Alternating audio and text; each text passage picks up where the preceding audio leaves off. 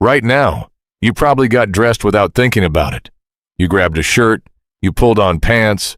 You didn't consider, even for a second, that this simple act connects you to a decision made over 100,000 years ago. But the real answer is far stranger than habit. Your clothes are not just fabric. They are a survival technology older than agriculture, older than writing, older than almost everything you'd call civilization. For most of human history, there was no clothing at all. Your ancestors were covered in body hair, just like other primates. That hair regulated temperature. It protected skin. It did the job clothes do for you now. Then something happened.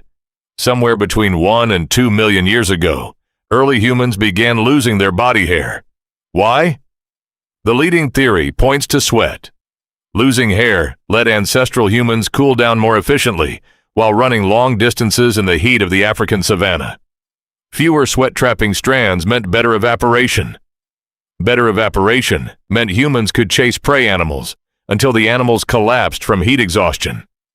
It's called persistence hunting. Your body became a long-distance cooling machine.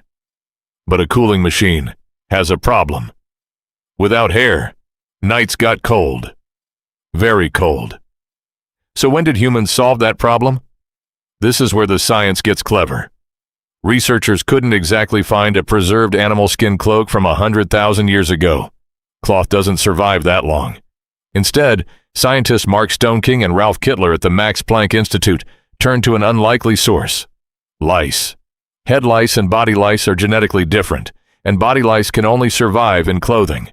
By comparing the DNA of both species, Stoneking and Kittler calculated when body lice evolved as a separate species. Their answer was startling. Roughly 170,000 years ago, humans started wearing clothes. That timing lines up with something else.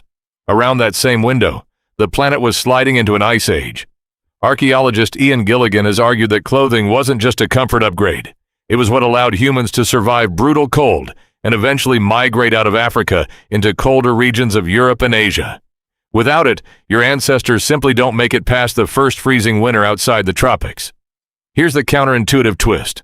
Losing your hair is what made you human in one sense: faster, cooler, better at hunting. But it also made you fragile. Clothing became the fix for a flaw evolution itself created. You are, in a very real way, wearing a patch for a bug in your own biology. And this pattern didn't stop with animal skins. Every layer of clothing since then, woven fabric, dyed cloth, tailored garments, has followed the same basic function: protect the skin that stopped protecting itself.